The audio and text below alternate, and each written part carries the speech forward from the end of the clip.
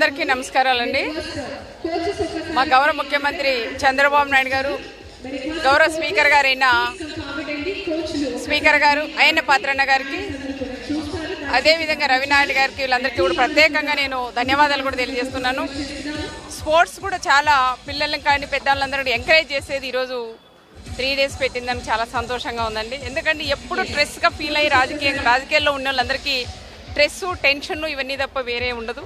కానీ అసెంబ్లీ కూడా చూస్తూ ఇక్కడ వచ్చి స్ట్రెస్ అంతా కూడా పోయి ఎంత ఎంజాయ్ కూడా చేస్తాం అన్నట్లు కూడా అనిపి, అంటే ఓటమి గెలుపనేది సహజమే, నేను గెలవాలా అనేది కాకుండా దీంట్లో అందరూ కూడా పాల్గొనాలనేది ఆలోచనే మా గౌరవ స్పీకర్ గారికి కూడా మంచి ఆలోచన కూడా వచ్చిందండి.